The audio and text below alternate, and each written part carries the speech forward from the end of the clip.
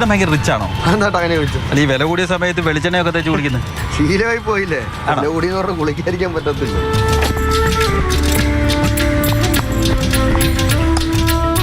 എന്നാൽ എണ്ണ ഉപയോഗത്തിൻ്റെ കാര്യത്തിൽ ധാരാളം മലയാളികൾ പല മാറ്റങ്ങളും വരുത്തിയിട്ടുണ്ട്.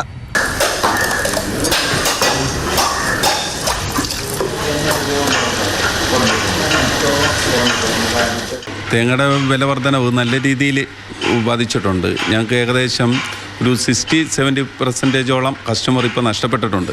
കാരണം ഇപ്പോൾ 1 ലിറ്റർ വെളിച്ചെണ്ണയ്ക്ക് 390 രൂപയായിരുന്നു ആണ് ഇപ്പോൾ നിലവിൽ.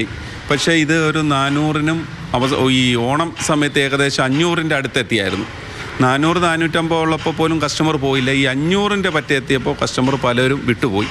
പക്ഷേ ഇപ്പോൾ വെളിച്ചെണ്ണ വില കുറഞ്ഞു 390 എത്തിയെങ്കിലും ആ പഴയ കസ്റ്റമർ തിരിച്ചു വരാനായിട്ട് തയ്യാറായിട്ടില്ല എന്നുള്ളതാണ്. 400 രൂപയ്ക്ക് താഴെ നിൽക്കുന്ന എണ്ണവില ഇനിയും കുറയുമെന്നാണ് വ്യാപാരികളുടെ കണക്കുകൂട്ടൽ. ബോണിയം വർഗീസിനൊപ്പം രഘുനാഥ് നാരായണൻ, മാതൃഭൂമി ന്യൂസ്, ആലപ്പുഴ.